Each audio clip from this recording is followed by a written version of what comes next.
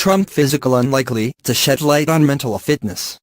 President Donald Trump's staunch defense of his own mental acuity this weekend all but ensured the questions mounting about his fitness will increase in the coming week, which is set to culminate Friday with his first known medical exam since taking office.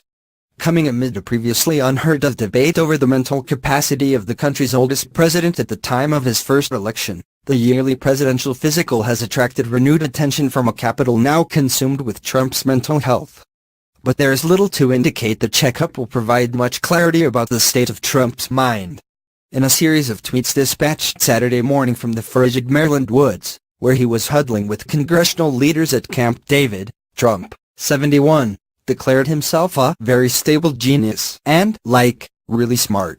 Trump was attempting to rebut the claim made in a damaging new book that some of his aides doubt his fitness for office.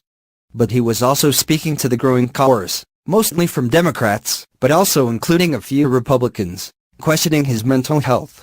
On Friday, Trump is due at the Walter Reed National Military Medical Center in Maryland for a medical exam conducted by the White House physician, Dr. Ronnie Jackson, who performed President Barack Obama's last several physicals while he was in office. The White House has said it will provide the readout of the exam once it's complete. But any hopes that the publicly released information will shed light on Trump's mental state appeared largely misplaced. A review of the past 5 presidents' physical exams show only brief mentions of mental health, and none provide the readout of mental health tests. White House Press Secretary Sarah Sanders declined to specify details of Trump's physical when she was asked last week whether the exam would include mental acuity tests. "We'll discuss. As I said when I announced that he was going to be doing the physical, we'll have a readout of that after that is completed and we'll let you know at that time," Sanders said. Currently, the U.S. Preventive Services Task Force does not recommend older patients without signs of symptoms receive routine screenings for cognitive impairment or dementia, citing insufficient evidence. But the government does require doctors to ask patients over age 65 during the yearly Medicare wellness exam whether they've noticed any depression or memory loss. The 71-year-old Trump is not on Medicare and not bound by the requirement. Scientists have also determined that having a parent or sibling with Alzheimer's increases the risk of developing the disease.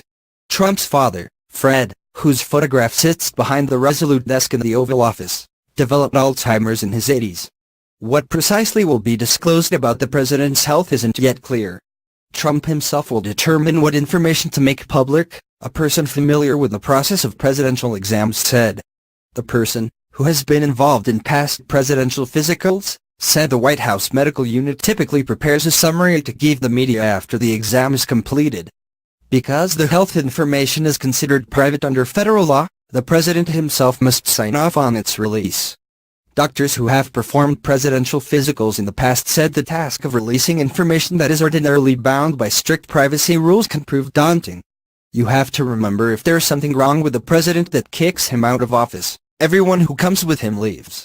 So everyone wants to keep him in. They want to silence the doctor, Dr. Connie Mariano, who served as White House physician for George W. Bush and Bill Clinton, told CNN in 2015.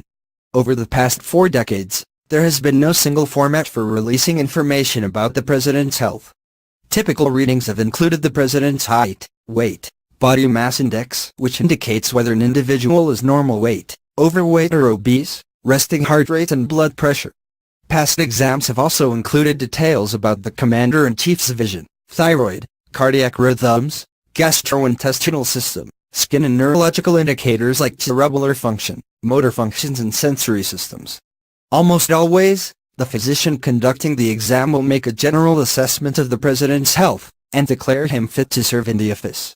Past presidents have been largely forthcoming with their medical records, including some embarrassing details like when Bill Clinton's doctor revealed he had hemorrhoids.